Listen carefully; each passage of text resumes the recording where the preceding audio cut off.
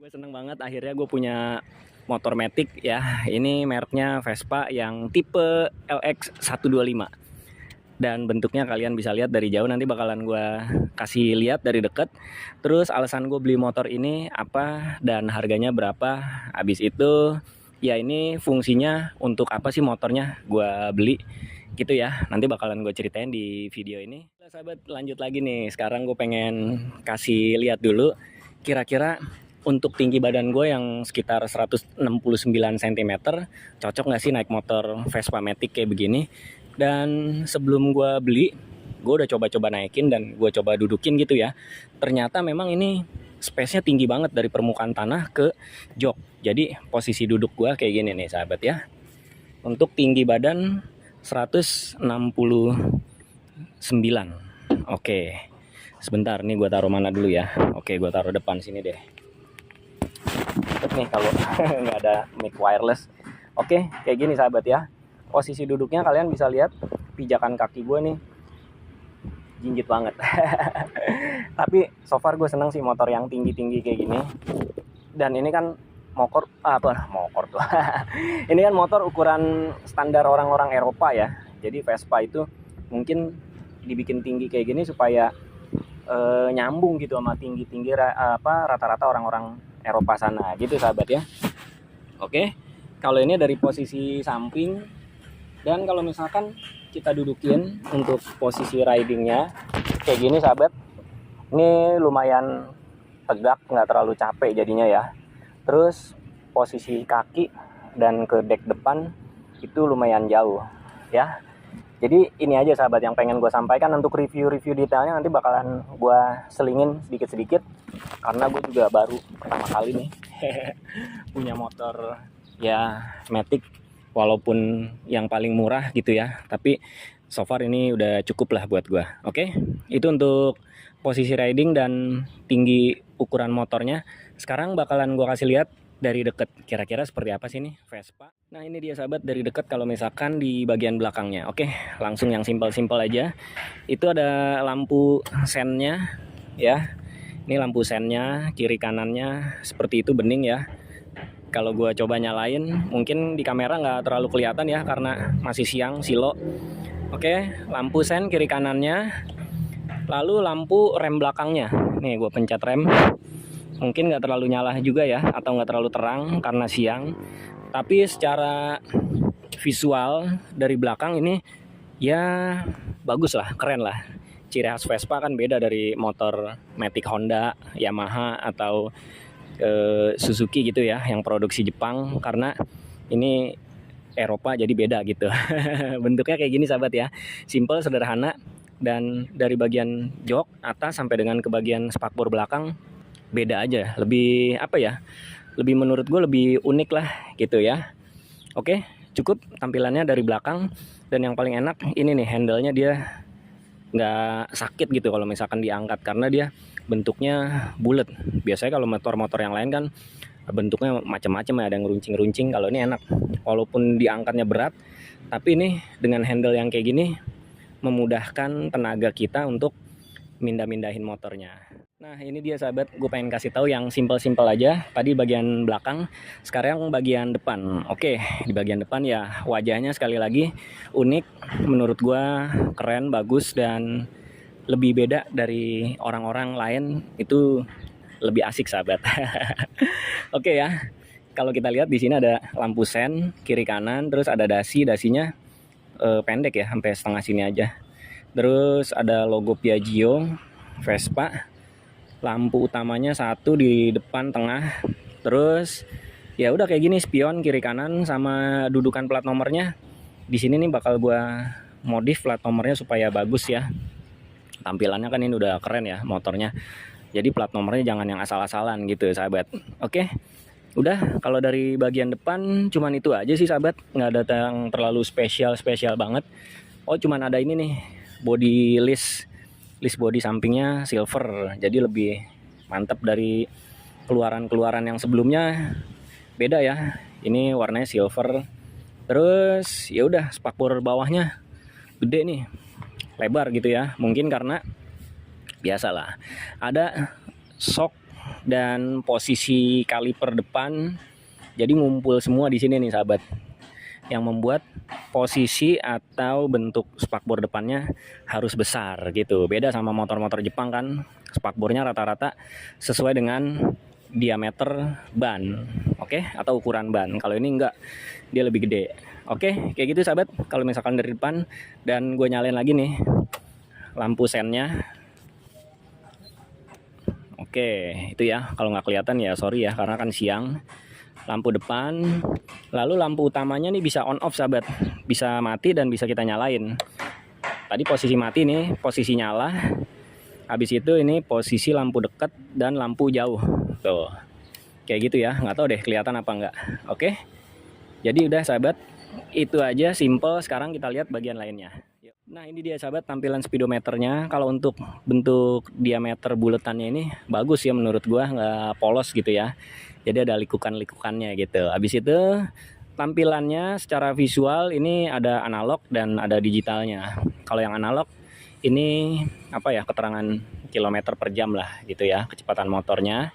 Terus kalau dinyalain digitalnya ini ada indikator bensin, jam, sama total jarak tempuh. Udah, habis itu ada beberapa keterangan yang bisa diganti nanti. Terus kalau untuk di sininya ada apa ya, keterangan cek engine, terus logo bensin, sama lampu dekat, lampu jauh gitu sahabat. Nih sebentar gua agak nyalain lampunya. Ups, nah lampu dekat, lampu jauhnya udah aktif dan di sini ada logo cek engine. Oke, udah gitu aja sahabat ya. Dan ya simple sih nih motornya, tampilan visualnya simple. Lalu saklarnya, aduh. Terus ada di sebelah kanan tombolnya cuman ada starter. Terus ada ini lampu on off-nya, ada tombol mode, sebelah kirinya ada klakson, lampu sen, lampu dekat, dan lampu jauh. Udah simple gitu aja sahabat. Oke, kita cekidot ke bagian lainnya. Ini kalau Vespa uniknya itu dia dari semua rangkaian ini dia menjadi rangka sahabat ya, dari decknya. Terus mempertahankan ya keasliannya dari zaman dulu gitu ya. Dari zaman gua kecil Vespa memang dari atas sampai bawah nih bulat begitu komposisi rangkanya. Terus di sini sahabat, untuk Vespa yang keluaran terbaru yang ini, yang LX125, itu dia banyak komponen-komponen dari plastik. Contohnya ini plastik, ini plastik, ini juga bodi plastik. Jadi struktur rangkanya cuma di bagian bawah sininya aja nih sahabat ya, sampai dengan ke bagian belakang gitu ya. Oke, sekarang ada bagian bagasi. Ini sebenarnya tinggal didorong begini aja kuncinya, dia bakalan terbuka tuh gitu sahabat ya. Terus ini bisa buat nyimpen apa aja lah keperluan, tergantung apa namanya barangnya besar apa enggak gitu ya. Yang penting masuk bisa ditaruh. Ada port USB-nya juga. Setelah itu di bagian bawah ada pijakan kaki, karet-karet gitu supaya kita nyaman. Dan ini nggak ada footstep-nya. Footstep-nya itu ya ini sahabat nih, untuk boncengers atau orang yang di belakang tuh yang ini nih. Aduh, mana ya? Gua kasih lihatnya. Ini nih sahabat nih, pijakan kakinya nih, kecil tuh. Footstep buat yang boncengers di belakang, buat istri gua gitu ya. Oke, simple, sederhana. Dan di sini kalau misalkan gue bawa barang ini bisa mengakomodir. Oke sahabat, sebelum gue lanjut ke bagian berikutnya, gue pengen kasih tahu lagi tentang kuncinya. Ini kuncinya ternyata sudah immobilizer ya. Jadi walaupun ini diduplikat atau kunci ini dibobol pakai letter T, motornya nggak akan bisa nyala karena ada chip pengaman, chip khususnya ya. Kuncinya ada dua, cuma yang satu yang aslinya gue simpen, dan ini pakai kunci yang kedua. Jadi kalian parkir dimanapun ini motor nggak akan bisa dicolong kalau sudah pakai immobilizer kayak gini. Oke, lanjut lagi. Aduh sahabat, lama juga ya reviewnya ternyata. Lanjut lagi ke bagian mesin nih sahabat ya. Untuk bagian mesinnya ini ada teknologi yang baru ternyata, tapi dia masih pakai tipe yang lama ya, komposisi mesinnya yang V3. Terus ini cuma dikasih teknologi iGate. iGate itu kata salesnya sih Italian Green teknologi atau apalah gitu ya, yang pasti untuk memaksimalkan polusi udara yang lebih sehat gitu sahabat sih katanya ya. Cuma ya gue nggak tahu lah, yang penting gue asal beli aja gitu. Terus ini bentuk blok atau bagian mesinnya. Lalu di sinilah si komponen iGate-nya. Dan ini mungkin ada filter untuk pendingin mesinnya. Ini yang gua cari-cari dari kemarin dan gua tanya-tanya sama salesnya, ternyata pendinginnya nggak pakai oil cooler atau nggak pakai air radiator. Jadi pendinginnya pakai udara gitu aja sahabat. Gue juga kurang paham sih, nanti bakalan gue kulik-kulik lagi pada saat gue udah pakai dan pada saat gue udah servis, nanti nanya-nanya sama mekanik yang lebih paham. Terus udah ya. Lalu di bagian bannya, ini bagian bannya menurut gue susah buat dimodif nih sahabat ya. Untuk peleknya kalian bisa lihat kecil dan ngumpet banget. Kalaupun kita upgrade gitu ya ke bagian diameter pelek yang lebih gede, ini ruangnya bakalan makan ke bagian beberapa tempat, mentok ke bagian beberapa tempat. Mungkin di bagian spakbornya, terus di bagian ini rem, rem ya, bagian remnya, tuas rem apa nih, bracket remnya. Habis itu mentok ke bagian sini, sebelah sini knalpot. Jadi menurut gua kalau untuk dimodif, di upgrade ban sama peleknya kayaknya udah susah nih motor ini ya. Dan mungkin gue juga belum pernah ngeliat sih yang modif-modif kayak gitu. Bannya pakai Maxxis nih sahabat, ukurannya 120/70 ternyata ya. Oke gitu sahabat ya. Ini ring 10 kayaknya. Aduh capek banget sahabat. Oke lanjut lagi nih ke bagian depan sahabat. Untuk ban depannya ini pakai ukuran 110/70, ringnya ring 11. Kalau bagian belakang tadi kan 120/70 ring 10 ya. Kalau ini ring 11, jadi ini lebih besar diameter ringnya. Ukuran bannya lebih kecil, 110, yang belakang 120. Oke. Lalu kalian bisa lihat sahabat ya, ini kayaknya sempit banget dan padat banget ya. Ada shocknya karena dia memang single shock ya di bagian depannya. Artinya single shock itu bagian sebelah kiri aja, bukan kiri kanan seperti motor yang konvensional gitu ya. Terus ini ada apa, gue nggak tahu ya namanya nih apa ya, pokoknya ada shock untuk ini, ada pernya. Dan ini ada shock apa lagi sih di sini? Gue kurang begitu paham juga sahabat ya. Ya secara visual tampilannya kayak gini. Lalu ini pakai disc, terus ukurannya 35 mm. Ini ada bagian selang remnya. Terus ya udah kayak gini sahabat. Ini satu piston ya. Terus udah ya, kayaknya tampilannya cukup elegan dan keren lah menurut gue sih, walaupun dia kecil kayak gitu ya. Simple kecil. Di bagian joknya, bagian bagasinya, bukanya nih di sebelah sini ya sahabat, di samping jok. Lalu tinggal buka aja kayak gini. Seperti motor-motor pada umumnya, ada tempat bensinnya di sini. Aduh agak keras. Oke. Ini tempat bensinnya. Terus ada bagasinya.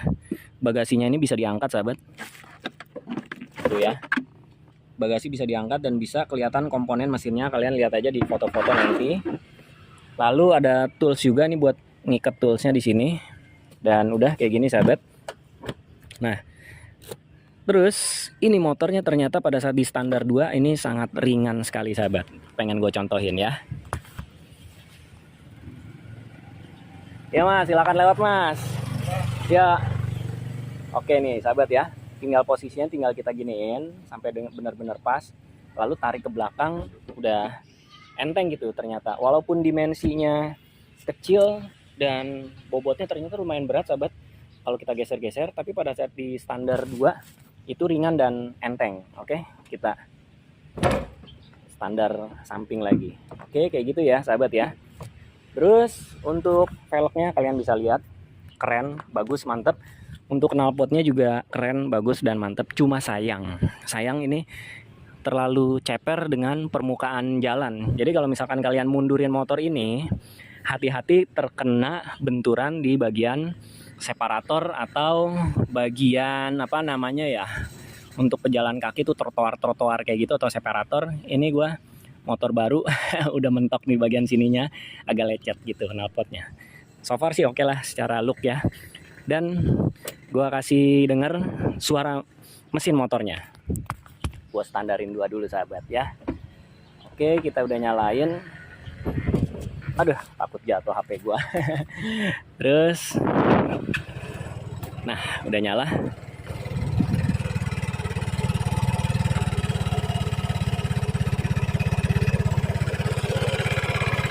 Oke ya, ini gue deketin sahabat. Mungkin ini yang dimaksud iGate ya. suaranya halus. Terus gas buangnya juga lebih ramah lingkungan. Kita geber sedikit yuk.